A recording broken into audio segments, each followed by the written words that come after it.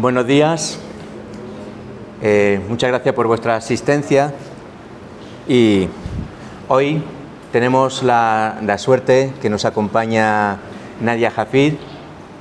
No voy a leer su currículum porque creo que es innecesario. Es una joya ya por sí, sin necesidad de leerlo. Y lo que sí vamos a intentar es no solamente conocer a la ilustradora, a la creadora de estos dos libros maravillosos de novela gráfica, sino también conocer a Nadia Hafid. ¿Quién es ella? Porque a veces se nos olvida que quien escribe también es una persona, es un ser humano, y conocer su entorno, sus registros, sus miedos, todo, porque también todo eso se plasma después en la obra. Es un diván, entonces. Exacto, es un diván. Ya te avisé, ¿eh? Ya me avisaste. Venías, esto no es una sorpresa. No, ya venía avisada. Bueno, la primera observación que te hago, Nadia, no sé si ya habéis ojeado el trabajo de Nadia. No es un cómic al uso. ¿Por qué no es un cómic al uso? Se lo decía esta mañana. Yo, la costumbre que tengo cuando tengo un cómic en la mano es como que es muy rápido, muy cómodo, de pasar páginas, casi como si fuera una película. Con Nadia no es posible. Es más, el primer libro que leí de ella, El buen padre, después de pasar unas 5 páginas, me di cuenta que algo estaba fallando. Y no era el trabajo de ella, sino era mi lectura, mi forma de ver tu trabajo. ¿Por qué? Porque era como si estuviera distraído, como si tuviera el móvil a la vez consultando algo y teniendo tu libro. Y me di cuenta que tenía que volver otra vez al principio. Y ella, sin advertir a los lectores, marca un ritmo pausado, sereno y además muy sosegado, no hay ningún tipo de inquietud. ¿Y eso cómo lo estructuras? ¿Es intencionado? ¿Tienes mala leche?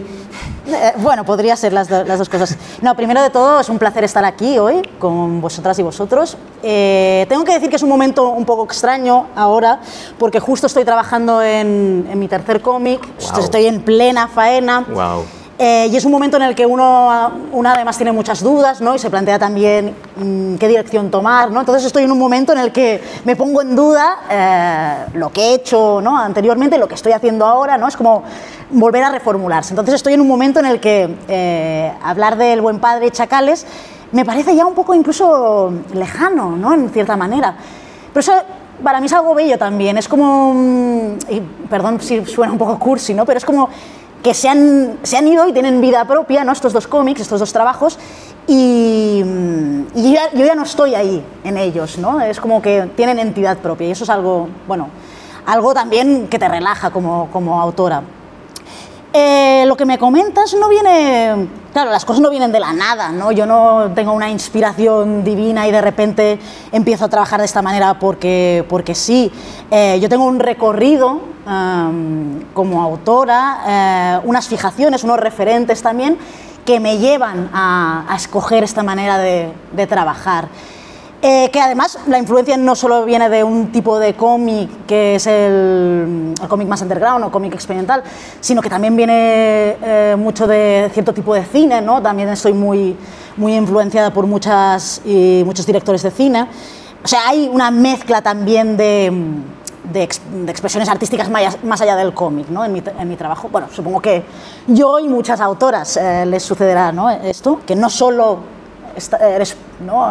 Lo puro, ¿no? Trabajar el cómic puro. Además, a mí particularmente no me interesa el canon del cómic, ¿no? No me interesa para nada seguir unas pautas y creo que justamente lo interesante es transgredirlas, pero no porque sí, no por capricho, sino transgredirlas de una manera que eso te lleve a conectar con lo que estás contando, ¿no? Que es lo que escoges estilísticamente te ayude a respaldar lo que vas a contar, ¿no? tus ideas. Y esto viene, perdón, si me estoy yendo un poco, yo voy diciendo y luego me corregís. A mí siempre me ha interesado el cómic, ya desde muy pequeña. Me interesaba, yo también soy de los años 90, donde hubo una expansión, un acercamiento al cómic japonés, el manga, ¿no? A mí lo primero que me llega en casa es, gracias a los canales autonómicos en Cataluña, el anime, el manga, y eso me seduce. Por un lado estaba este acercamiento al cómic japonés, y por otro que a mí el arte en sí ya me atraía muchísimo. Pero el cómic, había algo en el cómic que, bueno, que me resultaba naturalmente interesante. Luego he ido sabiendo por qué, ¿no? Y, si queréis lo hablamos luego, que es lo que tiene que ver con que es un arte popular, ¿no? Un arte que para mí no es elitista, no es cercano, es un lenguaje cercano, aunque bueno, luego hay ramificaciones, pero en sí, ¿no? En sí el espíritu del cómic ¿no? es accesible y popular, y eso me interesa. Pero yo, a través del manga, veo que eso me interesa, y descubro que hay además el manga físico, ¿no? Hay los cómics, que hay algo que se llama cómic. Sí que es verdad que en casa, por ejemplo, mi madre tenía el clásico Tintín, el clásico Asterix y Obelix, y eso, bueno, también me lo leía, y Ibáñez también me lo pasaba genial, ¿no? Pero a lo mejor estéticamente me parecía demasiado clásico, ¿no? Sí. Que no... Dilo, simple, dilo. No me voy a poner allí, pero bueno... No pasa nada, te estamos grabando nada más, no pasa nada. Solo era para contradecir a mi madre, que eso es lo que está bien que ocurra. Pobre eso. Madre. Pobre madre. Entonces yo tengo la suerte de que cuando tengo 8 años abren una biblioteca muy grande en mi ciudad natal, que es Tarrasa, que es una ciudad del barcelonés, de la periferia, una ciudad históricamente industrial, que tiene unas ciertas características que además las plasmo luego en mi trabajo en El Buen Padre. Y abren una biblioteca muy grande, una biblioteca pública, eso en el 98, yo tenía 8 años, que tiene una sección de cómic de adultos, porque yo tenía 8 años, pero ya era canallita, y digo, wow, ¿no? ¿Qué es esto? Tengo acceso a un universo sí. Con un... A ver, era cómic, todo era cómic, pero los lenguajes eran súper distintos, ¿no? Porque de repente te encontrabas cómic franco-belga, cómic americano, cómic japonés también, ¿no? El manga, y digo, guau, ¿qué es esto? ¿No? Y ahí empieza todo, ahí empieza mi pasión por el cómic, que luego se va cada vez transformando por un interés más concreto, que es el cómic underground, y hasta llegar al día de hoy, que me interesa el cómic experimental también, ¿no? Un cómic que no se queda con el canon, ¿no? Con seguir las pautas, sino que va más allá. Sí. Y además es un cómic que ya es, pues, híbrido de otras artes, pues eso es lo que hablábamos del cine, de lo escultórico incluso, de la fotografía. Y eso es lo que me interesa, ver que el cómic es un lenguaje ultra rico, ¿no? Y por eso llego a este camino, ¿no? Un poco más depurado, donde lo importante es crear una ambientación, ¿no? Que los personajes adopten también varias formas, y no que a veces sea uno y sea el otro, ¿no? Que no confunda, porque no intenta confundir, pero intenta jugar con eso, algo que está vivo en un mundo muy particular y muy personal, y eso, bueno, para mí se consigue, pues eso, rompiendo con esa idea tradicional que tenemos del cómic. Has usado dos términos muy importantes, un universo y... Ay, he perdido el hilo. Lo que te quería preguntar, con eso del universo, con respecto a tu origen, supongo que te habrás encontrado con muchísimas etiquetas que te han puesto gratuitamente, solamente por el nombre, pero es curioso porque en tu trabajo universalizas a tus personajes. De hecho, no les pones rostro, no les pones una característica concreta, un referente sí, algo simplificado. Identificable, ¿no? Sí. Lo único que nos hace es distinguir entre un género y otro, entre masculino y femenino, ya está. Incluso a veces se diluye, sí. Incluso. Intencionadamente, sí. También. ¿Cómo llegas a esa conclusión? Bueno, claro, es tiempo de trabajo, sí. De depuración. Evidentemente, cuando yo empiezo a hacer mis primeros cómics, al principio siempre eso, con el peso de la tradición y tal, ¿no? Al principio uno tiende a querer sobreexplicar las cosas, ¿no? Y eso yo me daba cuenta que lo único que hacía era al contrario. Cuando yo hacía los personajes demasiado sobreexplicados, demasiado... lo que hacía era crear como algo, ¿no? Como un personaje monolítico, muy plano, muy... Borrar los rostros, borrar rasgos distintivos, me permitía justamente abrir, que los personajes fueran más complejos, que el lector o la lectora se pudiera ver reconocido no solo en uno de los personajes de la historia, sino en todos, sí. en momentos dados de la historia. Por ejemplo, hablando más concretamente en El Buen Padre o en Chacales, uno se puede sentir identificado en ciertos momentos con el padre, con la hija, con la madre, con incluso, ¿no?, el jefe en un momento dado de la obra, ¿no? Con todos los personajes. Uno puede sentir que hay algo de uno mismo en cada uno de ellos, ¿no? Y eso es lo que me ha llevado a no dibujar, y también las emociones, a hablar de ciertas emociones sin resultar ser obvio, ¿no? Obvio, muy... obligar al lector también a sentir ciertas emociones, porque, bueno, lo estamos hablando así un poco a grosso modo, pero claro, El Buen Padre, que es mi primer cómic, y Chacales no tocan temas sencillos, sí, sí. Son temas complejos, donde hay muchas emociones, ¿no? Donde se despiertan muchas emociones que no son fáciles de describir, o sea, que no son fáciles de describir si utilizas recursos muy manidos, ¿no? Eso es lo que me llevaría es a generar como, incluso, sí, una distancia, sí. ¿no? Y a exponerte, además, exageradamente. También poner ya un juicio mío, sí, encima de lo que estoy contando. Exacto. Que eso era, para mí, resulta cero interesante. Claro. Entonces... De hecho, es muy curioso porque muchos críticos te han puesto como que El Buen Padre es autobiográfico. Sí, es una manera de una etiqueta, ¿no? Sí, qué curioso, porque además esa etiqueta casi siempre la ponen con la gente que tiene que ver con el tercer mundo, de alguna forma, no siempre lo autobiográfico. No puede ser una ficción, no puede ser una creación, siempre ese lado.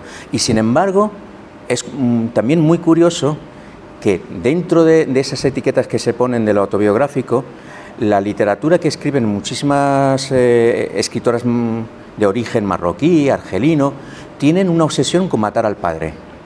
Y tú, sin embargo, no solamente no lo matas, no solamente le perdonas la vida, no, sino que además nos haces ver el otro lado que ignoramos. ¿Por qué cierta ausencia? ¿Por qué ciertas actitudes?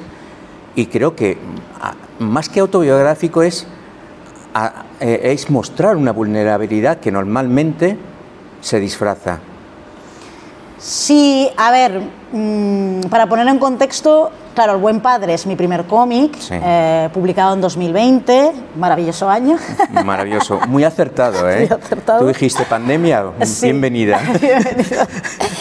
Es un cómic que nace de querer reflexionar sobre ciertas temáticas y que sí que parte, o el germen sí que...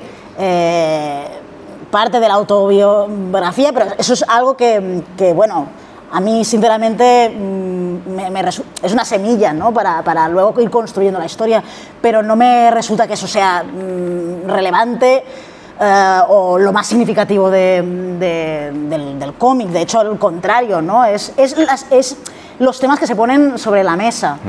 Esa historia básicamente que cuenta, bueno, son varios personajes, una familia, y es el punto de vista de la hija menor, y reflexiona cuáles pueden haber sido los motivos por los que un padre decide abandonar a su familia, ¿no? Eso es la premisa. Sí. Y a partir de ahí se ponen varios temas.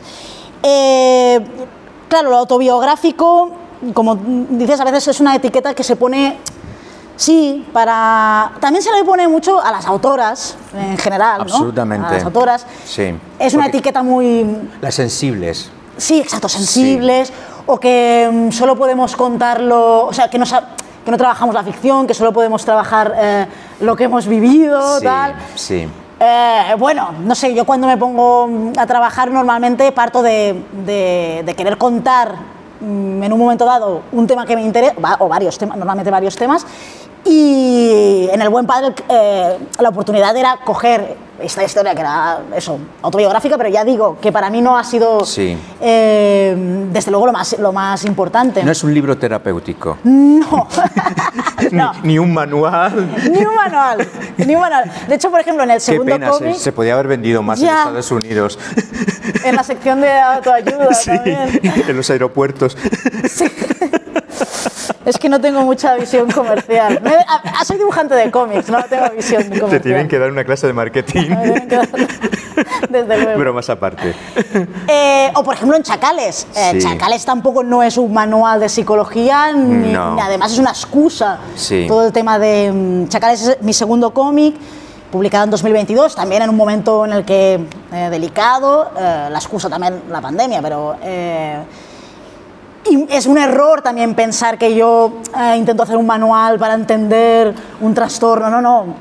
Eso es siempre una premisa sí. que yo utilizo para luego poner cuestiones y intentar alejarme siempre de mis propias creencias sobre los temas o mi propio sesgos. Juicio, mi propio sesgo, que lo tengo, sí, evidentemente, claro. como todas. Ponerlo ahí, ¿no? Servir la situación, ¿no? Hay estos sí. personajes viven estas situaciones que son complejas y yo quiero que las sientas también, que te sientas reconocido, que sientas reconocido también cierto malestar, ¿no? Y eso es lo que me impulso. Pero es muy sorprendente porque no es el estilo que normalmente queremos plasmar, nuestros miedos, nuestras angustias. Sin embargo, en tu trabajo hay una coherencia con respecto a lo que tanto haces énfasis a las emociones. No las escudas, no las disfrazas. No tienes que tener una especie de decoro a la hora de hablar de esos temas. Por ejemplo, en el siguiente trabajo que hiciste de Chacales, hablas de un trastorno muy serio y lo planteas sin ningún tipo de estereotipo, ni de morbo, ni de paternalismo. ¿Eso qué haces? ¿Un trabajo previo? Sí, o sea, bueno, es un trabajo previo, incluso yo como lectora también, sí. o como espectadora y tal, no me interesa cuando me están queriendo llevar de la mano y me están presentando un escenario que es plano y que solo puede llegar a una conclusión y es esta y tal. Bueno, no me resulta nada estimulante y me parece que es una manera muy reduccionista. Sí. Además, la vida no es así, ¿no? Exacto. Entonces, cuando hablamos de trastornos, aparte que, como he dicho antes, es una excusa, totalmente. Sí, pero profundizas. Sí, profundizo. No es superficial eso que desarrollas. Profundizo en el sentido de que los personajes son conscientes. Sí. Es que además es una ventaja por tu ritmo. Si fuera a una velocidad muy rápida, perderíamos la esencia de ese mensaje. Pero al hacer que las viñetas sean muy lentas, muy despacito, la mirada, la reflexión es mucho más intensa y casi nos convertimos en los personajes. Entonces, sí. Por eso te pregunto si haces un trabajo muy previo a esto, porque supongo que esto no es una cosa que desarrollas rápidamente. No, normalmente sí que, por ejemplo, hay ciertas imágenes que sí. son a veces también el motor. Sí. En El Buen Padre hay una imagen que es esta sí. escena. Sí. que son unas niñas jugando, y eso es el inicio del cómic además, representando una escena cotidiana. Y en esa escena cotidiana se pone sobre la mesa qué está sucediendo, ya, pum, ¿no? De entrada. Eso, evidentemente, me lleva a tejer, a tejer, ¿no? Todo lo demás, ¿no? Me ayuda como a... Como un hilo conductor. Un hilo conductor. O sea, yo hago una especie de... Cuando trabajo, sí. Cuando empiezo a trabajar, normalmente tengo una idea, ¿no? Quiero hablar sobre este tema. Siempre a raíz de una imagen, ¿no? Esta, por ejemplo, en El Buen Padre, en Chacales la escena del boxeo, otras, la mujer esperando en la parada de autobús y esa ciudad con unos bloques enjambre, ¿no? Siempre hay una imagen que me ayuda, como tengo el tema, tengo esta imagen, ¡pum! Vamos a ¿no? desengranar esto. Pero claro, sí, hay todo un trabajo de composición, de puzzle un poco, de ir tejiendo las piezas, que lleva un tiempo y lleva el ritmo, ¿no? El ritmo. Hay mucho... Ayer se proyectó la película de Luis Patiño, Samsara, y era muy bonito porque hay ese momento en el que solo hay sonido y no hay imagen, ¿no? Y en un momento dado de la peli que estaba sucediendo esto, pensé, claro, en mi cómic hay imagen, pero hay un sonido, sí, que yo describo, aunque no esté ahí. Nos llevas.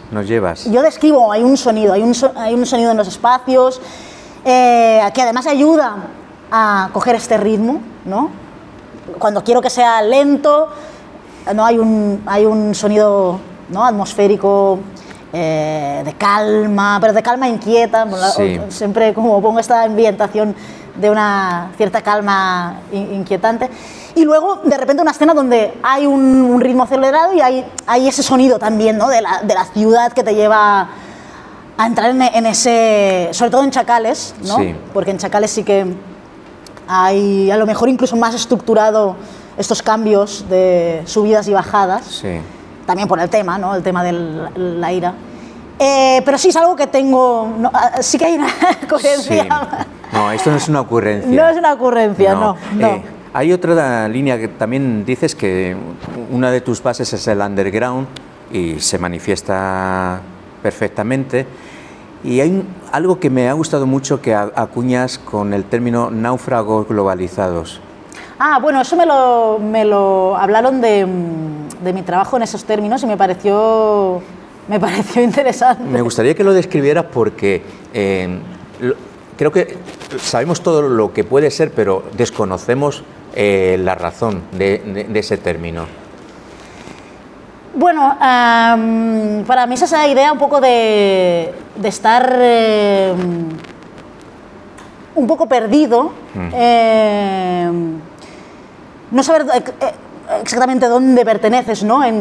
Justamente cuando hablábamos antes de esas etiquetas que los demás te obligan, ¿no? A constreñirte, náufrago globalizado para mí es esa sensación de que estás perdido en todas partes, tienes de todos los lugares, ¿no? Tienes todos esos inputs, pero no te sientes correspondido, ¿no? En ningún lugar. Y eso es muy del cómic también, creo, ¿no? Creo que el cómic se siente como un arte con esas características, ¿no?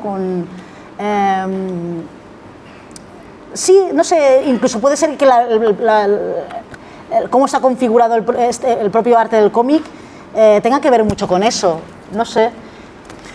Hablas también en esos términos de náufrago globalizado de la soledad, porque es muy curioso, estamos interconectados constantemente, pero eso no complementa nuestro día a día, nuestro desarrollo. Solemos estar muy solos. Sí, además una soledad que no es buscada, ¿no? Es una soledad impuesta. Es una soledad que te atomiza también y te desconecta con los demás. Te lleva a este individualismo que puede ser muy frustrante, pensar que tú eres el condenado, ¿no? Que tú estás condenado porque estás marcado, ¿no? Y eso te hace desconectar de que hay una violencia institucional que recibimos colectivamente, ¿no? te lleva sí, a la desconexión con el otro, a no luchar, además, a sentirte invisibilizado. Eso está tanto en Chacales, a lo mejor Chacales de una manera más explícita, pero ya en El Buen Padre se ve, ¿no? Este personaje, estos personajes, porque todos viven la soledad de una manera distinta o no, pero son personajes que están totalmente, sí, desconectados. Es un tema que sí que me obsesiona, supongo, supongo porque todos lo sentimos esta soledad impuesta. Con mucha sutileza nos hablas de un tema que todos tenemos pendiente, que es la masculinidad tóxica. Sí, y también el daño que hace la idea que tenemos también de familia, ¿no? Lo que se espera de la maternidad, lo que se espera de la paternidad, sí, todos los prejuicios y juicios, estereotipos ligados al género, a los roles de género, y cómo eso nos lleva también a sentirnos incómodos, ¿no? De hecho, en Chacales, la primera historia, habla justamente de eso, ¿no? De cómo tú recibes esa violencia por, otra vez, sí, estar dentro de una norma, por otra vez, estar dentro de unas etiquetas que a lo mejor no te sientes identificada, pero que te obligan a sentirte identificada, y eso te lleva a formar parte del estereotipo. Sí, a formar parte del estereotipo, pero de una manera peligrosa, ¿no? Peligrosa. Sí. Pero hay de eso también en El Buen Padre, también, esa figura paterna que se deshace, ¿no? Que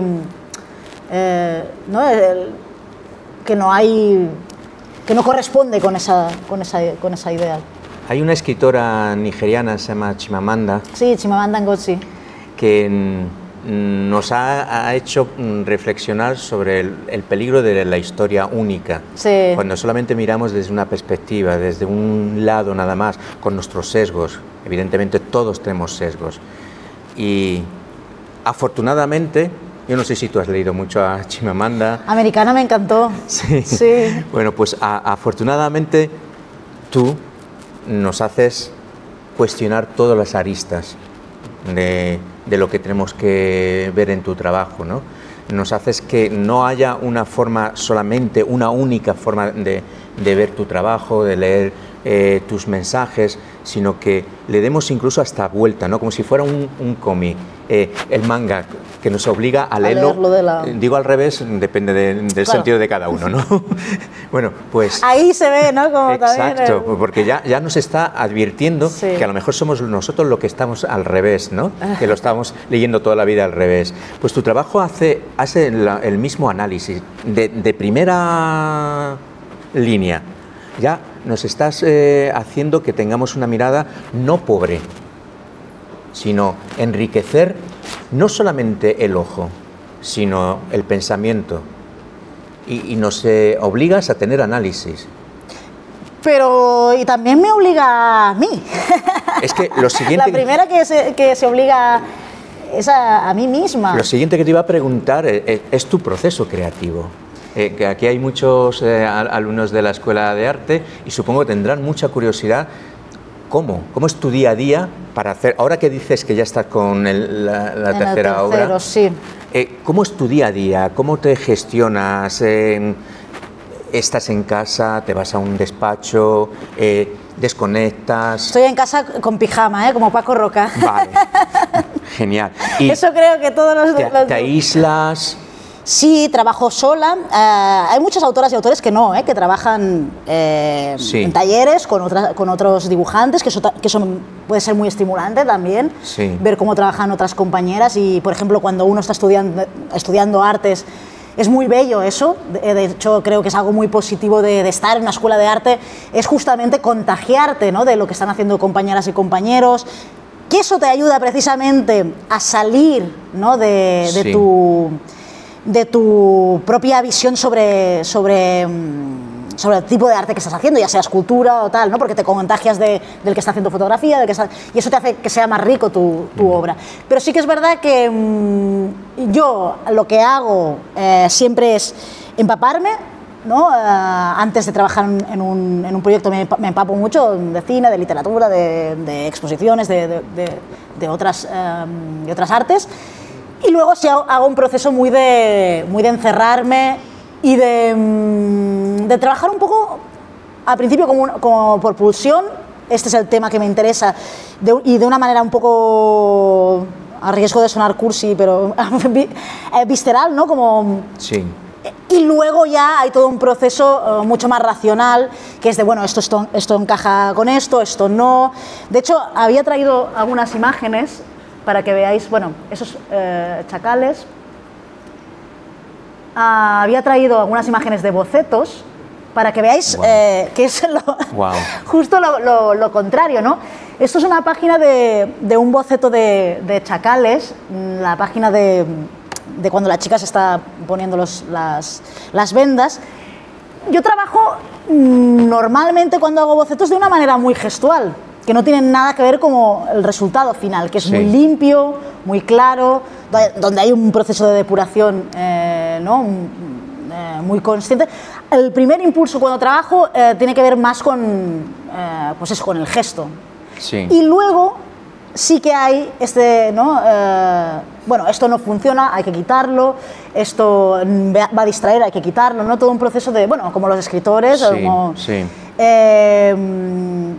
Trabajo de esta manera y me resulta más natural hacerlo de esta manera, que si lo racionalizara todo mucho al principio, ¿no? y ya lo depurara desde el principio. Me ayuda a entender mi propio trabajo, sí. Que eso creo que es necesario, salirse un poco, ¿no? Y volver a, ¿no? Bueno, tomar distancia. Luego también me ha pasado, bueno, eso no tiene nada que ver con el proceso en sí de trabajo, que es que luego, una vez publicado mi trabajo, me ha hecho replantearme también muchas ideas. ¿No? En clubs de lectura, que yo también, para que todos tenemos prejuicios, yo también tenía mucho miedo al principio de que no se entendiera, que la gente, que solo cierto tipo de personas ya con un nivel. Con una aproximación, un nivel, lo iban a entender, y me dieron sí. me dieron una sorpresa muy grande cuando de repente hacía clubs de lectura con gente que a lo mejor no le había interesado nunca el cómic o no era muy lectora de cómic, y me hacían reflexiones que era como, wow, pues claro. Yo no lo había visto de esta manera, me parece una reflexión brillante, me parece... O sea, yo también me he ido desmontando también de mí misma, y eso también me ha ayudado a trabajar ahora también con otro, incluso también a lo mejor de manera más relajada, ¿eh? Como no hay que tener miedo si lo que estás contando es genuino, sí. Tiene que ver con algo que nos toca a todos, que está dentro de todas y todos, va a ir bien, ¿no? Más allá luego de lo comercial, marketing, eso es otro tema. Hay una cosa que es muy constante en tus dibujos: separas la cabeza del cuerpo. Alguien sí. diría que está descabezada, ¿no? ¿Qué quieres decir con eso? Sí, es verdad que... No sé si... Bueno, no en todos, pero... Sí, pero bueno. Los principales. Los principales, sí. Los principales. Uy, esto era un boceto también. Bueno, aquí eran... Aquí, por ejemplo, no. Aquí no. No. Ay, eso es... Bueno, está yendo muy rápido. Sí. Eso es de Nick Darnaso, otro dibujante. A mí me gustaba como... En Chacales, por ejemplo. En Chacales, sí. La protagonista. Sí, sí. En ciertos momentos. En ciertos momentos. Porque en los momentos... Los cruciales. Sí. En los que hay más violencia, en los que hay acción. Sí, la ira. La ira. Claro, a mí también, como estábamos hablando antes, yo hago todo un proceso de depuración, de quedarme con lo esencial. Y lo esencial a veces es generar simplemente movimiento, exagerar cierto movimiento cuando necesito exagerar cierto movimiento, ¿no? y eso en algún momento dado, en alguna escena, los personajes como ¿no? Como se sí. me salen, no sé en catalán, no se desmanegan, sí. Y entonces queda muy exagerado y muy, muy teatral, que eso también me gusta mucho. Y me ayuda a enfatizar esos momentos. Y eso, sí, muchas elecciones estilísticas tienen que ver con sensaciones que yo quiero dar, ¿no? O todo también, hay mucho hieratismo también. Eso a lo mejor tiene que ver con que estudié artes aplicadas al muro, y entonces mucha gente siempre me dice la influencia del románico, ¿no? Como de las pinturas de Tabull y del Pantocrátor y todo eso, pues a lo mejor sí, ¿no? Pero sí, lo simbólico, ¿no? Los personajes muy simbólicos, que te ayudan mucho a no distraerte, ¿no? Que no te distraen. Eso es así por ahora. Claro. Nunca sabes... También hay una parte muy interesante, por lo menos en los dos trabajos que ya has hecho, es la ausencia del sentido común. No hace falta tener tanto sentido común, porque como que no hay una línea a fijar. Se llega a donde se tenga que llegar y ya está, ¿no? Y lo que haya de intermedio pues ya se decidirá. No es el concepto del destino, o como se dice en árabe... No que cada acción te lleva a un lugar, exacto, ¿no? Exacto, no es esa obsesión de causa-efecto, ¿no? No, y de hecho hay muchos momentos que precisamente están ahí para desconcertar muchas veces, eso ¿no? Para generar... Eso es. Como que de repente piensa, este personaje ha tomado, ¿no? Como... está actuando de una manera que no es... que no le va a llevar al siguiente punto, necesariamente. Sí, pero afortunadamente tú nos haces que no tengamos un juicio, no tengamos, más que un juicio, un prejuicio. Un prejuicio, que no juzguemos, no lleguemos a decir, es idiota lo que está haciendo, es una barbaridad, no. Como nos cambias el ritmo, tenemos paciencia, tenemos serenidad y decimos, vamos a ver qué pasa, pero no tenemos el prejuicio. Es lo que te decía antes de no tener una mirada pobre. Es como si ya estuviéramos de vuelta, ya conocemos lo que va a suceder, entonces estamos relajados. Y eso lo consigues con lo que te digo, la ausencia del sentido común. Sí, también porque está muy ligado, o sea, yo siempre los escenarios que planteo son muy cotidianos del gesto pequeño, ¿no? Como esos gestos pequeños pueden ser a veces más reveladores, ¿no? que grandes momentos, ¿no? Absolutamente. Y eso, como creo que todos podemos sentirnos reconocidos, ¿no? Aunque sean muy extraños, todos en algún momento hemos estado ahí, ¿no? Como el momento en el que el niño, ¿no? con el ratón, el hámster, ¿no? Y tiene, o la mujer y el... Es increíble esa escena, es mucha increíble. Gente teme... Sí, pero es una realidad y...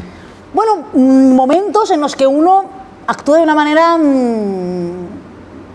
que puedes pensar, bueno, que no te va a llevar a ningún sitio, pero que sale, ¿no? Que sale y que te trastoca, pero como todos somos conscientes de que en nuestra vida sucede eso, supongo que, bueno, lo hace más, sí, más cercano, más, ¿no? Sientes que los personajes podría ser tú, sí, en un momento dado, sí, ¿no? O no. También me gusta mucho lo teatral, también, esa mirada un poco desde fuera a veces, ¿no? Como donde los personajes se van moviendo, además con escenarios muy clínicos, ¿no? Como, sí. Donde hay, ¿no? 4 elementos que sí que te dan cierta información, pero no que están despojados de todo lo accesorio.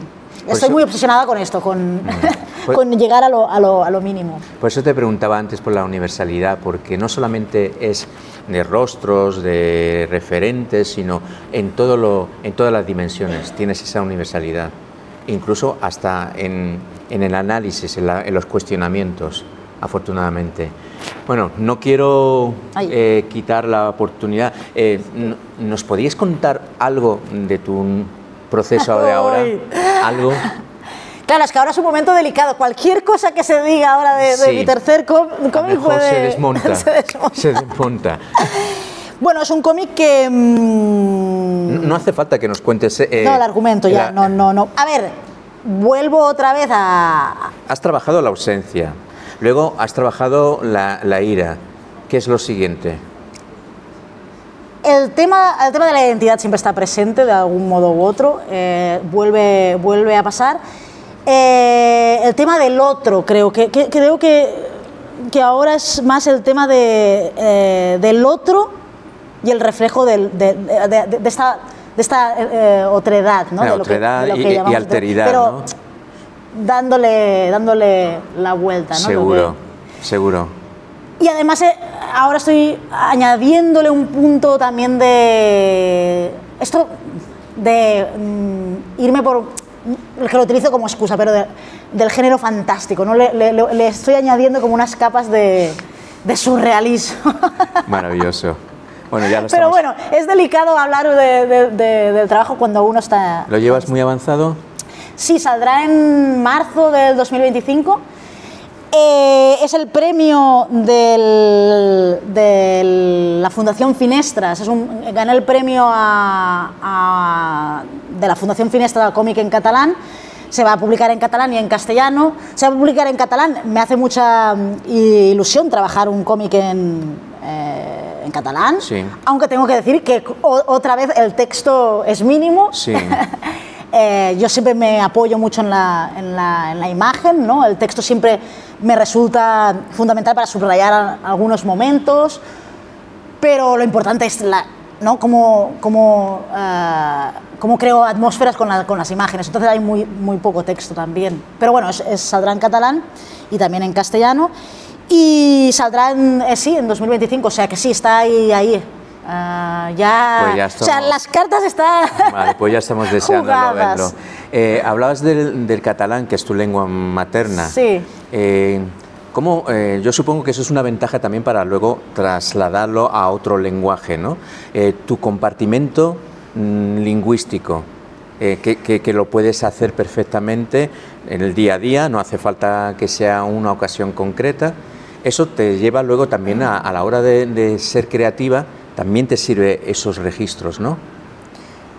Pues, bueno, me sirve con el registro de estar pensando en imagen y texto, ¿no? Lo de asociar.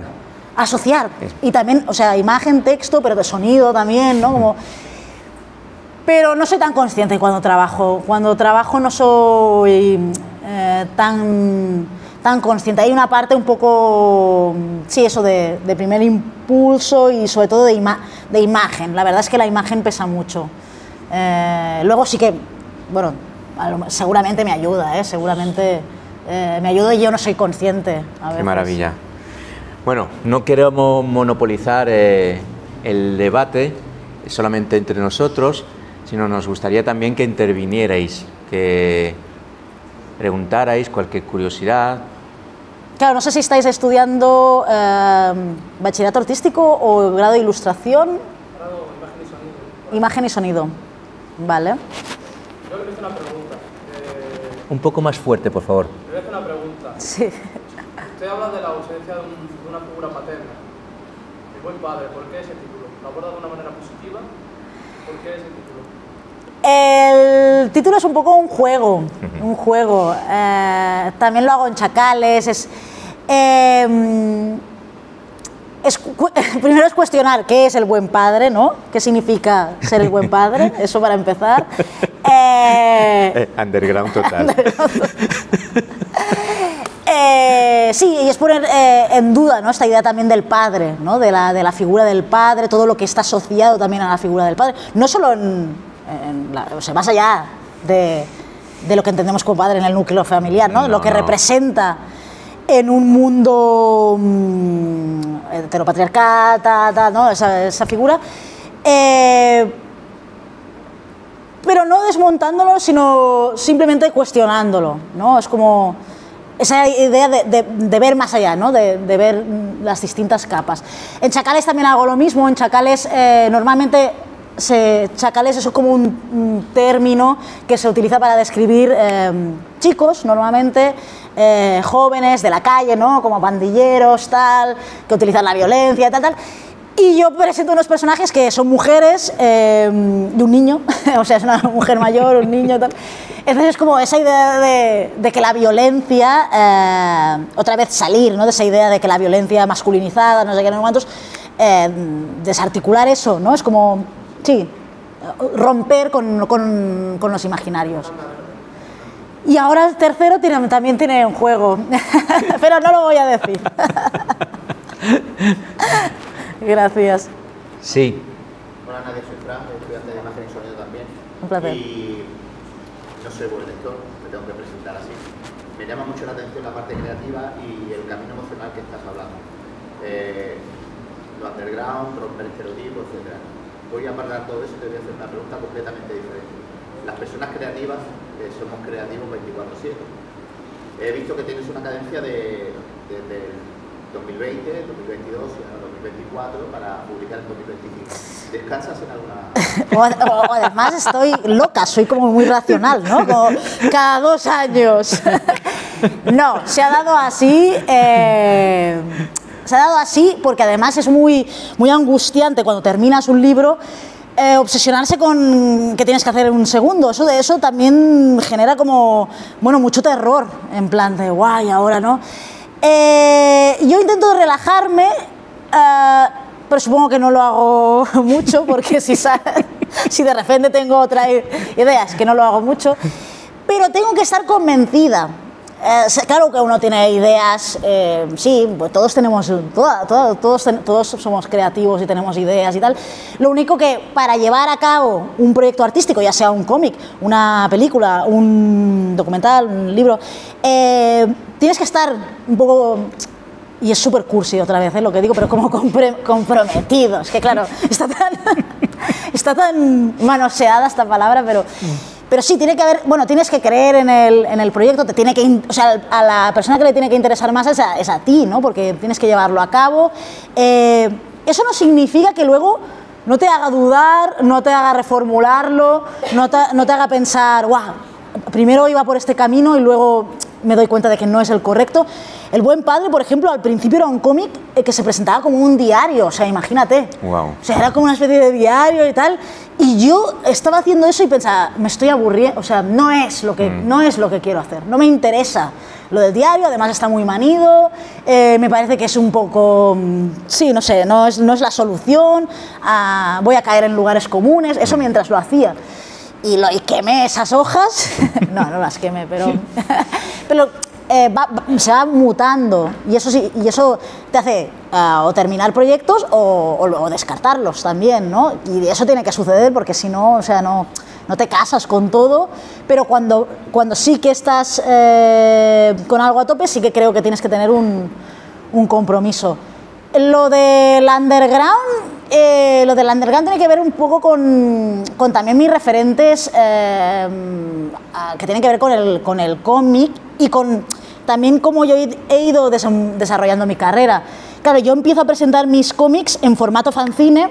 Los fanzines son autopublicaciones que presento en festivales donde la gente ¿no? los mueve de una manera pues sin intermediarios, sin una editorial, sin nada, ¿no? Con tu puesto, con tu paradita, con tu tal.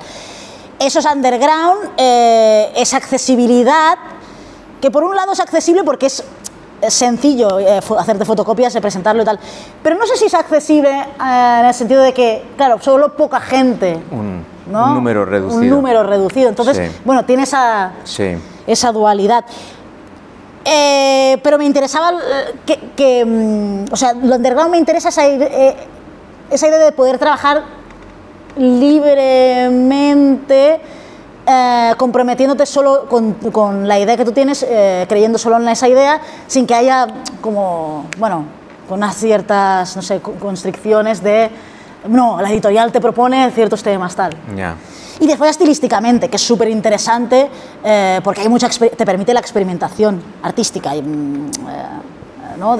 Pues hago esto en fotocopia porque es más barato, pero eso me permite hacerlo en blanco y negro, no sé qué, tal, o hago esto en collage, o hago esto en cosido, Entonces, también a nivel formal me parece que, bueno, me parece más interesante. Y no sé, me he ido un poco, creo. Nadia, cuéntanos, porque ya sabemos lo de la precariedad laboral en este... ¿Quieres abrir este melón? Es que es muy importante. Tú afortunadamente has ganado unos premios y no sé si eso es suficiente para poderte mantener, dedicarte en exclusiva a tu trabajo, porque no todo el mundo puede desarrollar. No, y en España todavía le queda mucho por hacer a la industria del cómic, todavía es una industria muy precarizada. Yo siempre digo, yo soy muy afortunada de poder vivir y trabajar como dibujante en general, porque yo me considero dibujante. Sí. Pero no del cómic.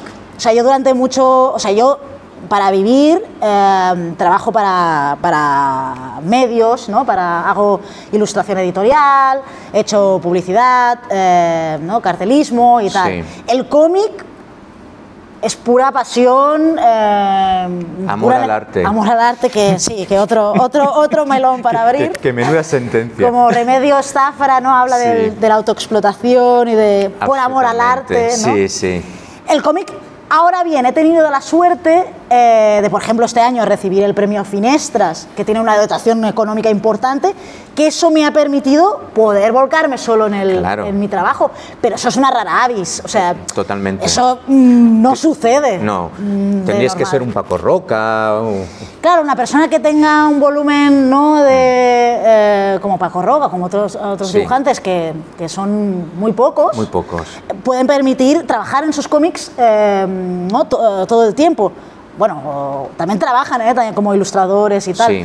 Pero la mayoría de dibujantes, de compañeras y compañeros, lo compaginan con otros trabajos. Sí. Que si tienes suerte, son trabajos también del campo del dibujo, pero muchas veces son la docencia o otros trabajos. Sí. Porque todavía, bueno, es una industria que sí, que está precarizada. Tengo la esperanza de que cada vez hay más reconocimiento. El cómic, por ejemplo, está cobrando también mucho reconocimiento. Se habla, hay exposiciones en instituciones que nunca te lo hubieras imaginado y se habla de cómic. Es como que se está poniendo en valor, ¿no? Hay un interés y yo creo que va a ir a más. Pero bueno, todavía hay que hacer un recorrido. No lo digo en plan desesperanzador ni nada. No. Pero bueno, eso al contrario, nos tiene que poner, ¿no?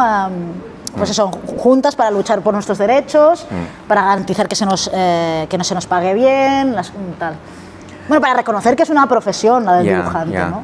Afortunadamente tú sí conoces a Angoulême, que es la meca del cómic. Sí. ¿Cómo es esa experiencia que una creadora llegue a visitar ese espacio mágico?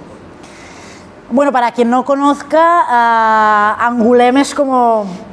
El top. El top, yo diría en el mundo, porque claro que... El mundo. Pero donde se celebra el festival de cómic más importante, donde hay una de las residencias de cómic, la Maison des Auteurs, más importantes de cómic, que es un lujo, yo no he podido estar. Pero yo, antes de publicar El Buen Padre, en 2017, me presento para una beca junto a Acción Cultural y la Maison des Auteurs para hacer una estancia en la residencia. No gano, spoiler, no gano, no gano la beca, pero quedo finalista y recibo un mail precioso, muy inspirador, que me alienta y me anima a seguir trabajando en El Buen Padre.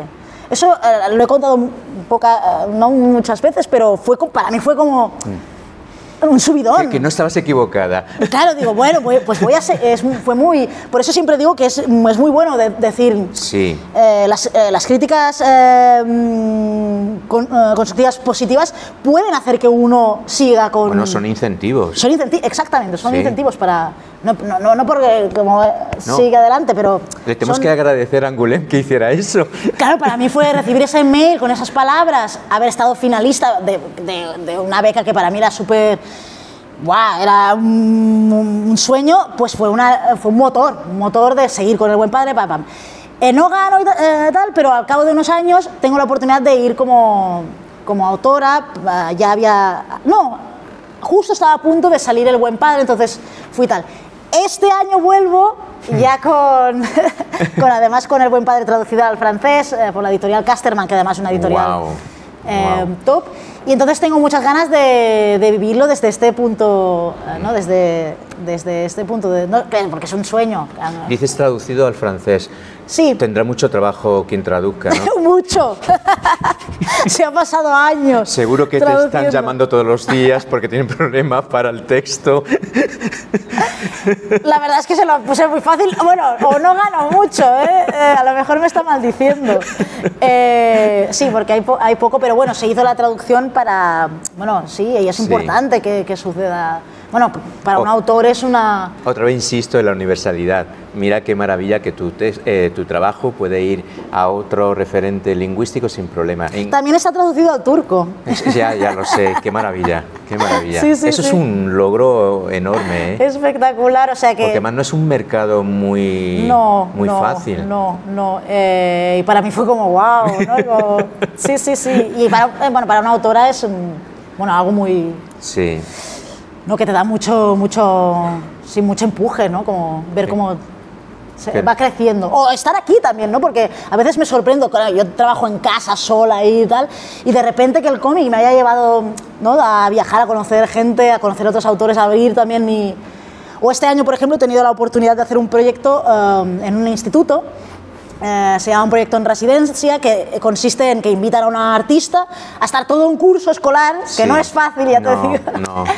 Con alumnos de cuarto de la ESO en un instituto y haces un proyecto artístico con ellos.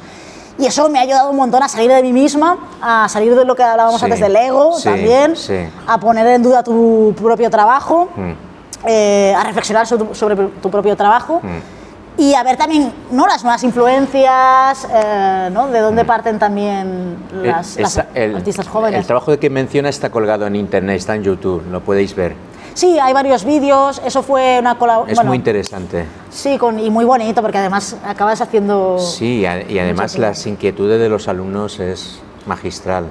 Sí, al principio estaban como, ¿qué es esto del cómic?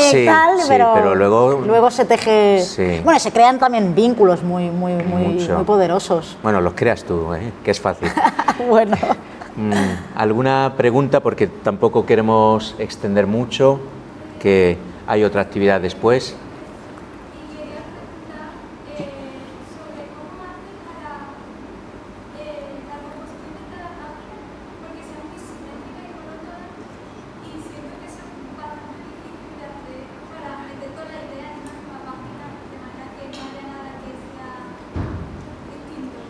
La composición, sí, que además es muy importante en mis cómics, también en mis ilustraciones. Pues esto me ayuda mucho a haber trabajado los cómics también manualmente. Mucha gente, eso siempre lo cuento porque, claro, El Buen Padre y Chacales son cómics hechos a mano, aunque mucha gente piensa que es digital. El color sí que es digital, y luego ahí sí que hay un proceso... Pero hacerlo manualmente, trabajar con el propio material con el que luego se va a reproducir estas imágenes... Plásticamente. Claro, plásticamente me ayuda a tener control sobre la composición y a ver qué funciona, qué no funciona. ¿Cómo lo va a leer la lectora o el lector? ¿No? ¿Cómo van a desplegar, ¿no? Estas imágenes? El ritmo también, eso también me ayuda a ver si funciona el ritmo que he escogido o no. Si esta viñeta tiene que ocupar más espacio o no.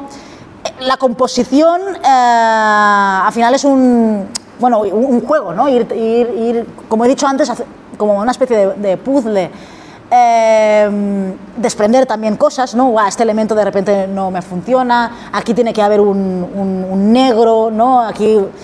Bueno, ir jugando también con el color, y eso me ayuda mucho a hacerlo analógicamente.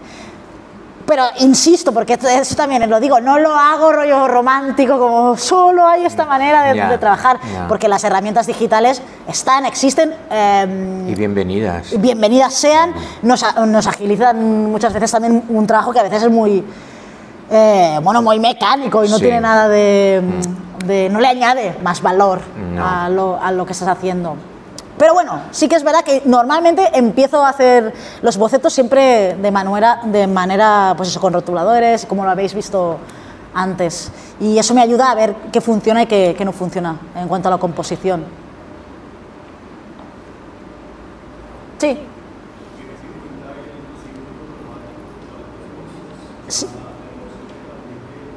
Si uso el círculo cromático, si hago también pruebas de color y tengo el círculo cromático, como cuando trabajo y tal.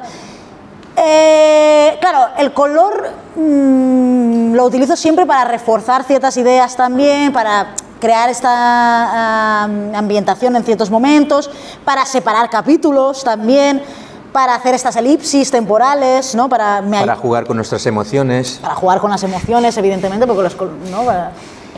Entonces esto lo tengo muy presente. Sí que es verdad que no... También hay a veces una parte estilística, de este azul no, este tiene que ser otro azul, tal. Pero normalmente es escogido en función de que el color me va a ayudar a reforzar ciertas ideas, ¿no? Me va a ayudar a que se entienda dónde quiero llevar a la lectora. Por ejemplo, en Chacales yo jugué mucho con que cada color me separaba las fases por las que pasan los personajes cuando sienten la ira. La primera fase, que era más visceral, yo escogí los tonos rojizos los agresivos. No agresivos, sino que tenían que ver más con lo visceral, ¿no? Sí, con lo visceral.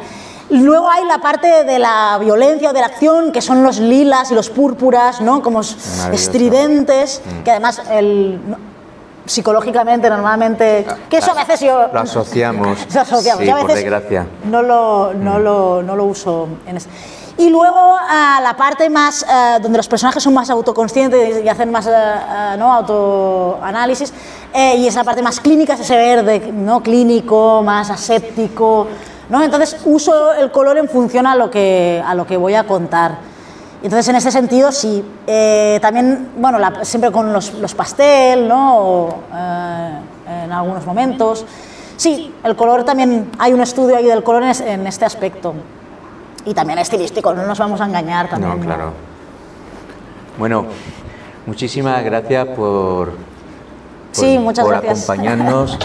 Gracias por hacer el viaje, que es casi apocalíptico. Wow. La tuvieron que desviar ayer de la ruta, desde Barcelona no podía hacer la ruta del Mediterráneo y tenía que pasar por Madrid, porque todo pasa por Madrid. Pasa por Madrid, todo pasa por Madrid. Y le costó llegar aquí, y esta mañana creó una tempestad, digo, que era explosivo llegar. Sí, porque hay un viento que yo no sé qué ella pensaba que eso era común, digo, no, lo has traído tú. Y muchas gracias por la invitación y muchas gracias por escucharme. Y gracias por mostrarme. Gracias. No he pasado a tirar muchas imágenes, pero bueno, conocen tu trabajo. Gracias. Muchas gracias.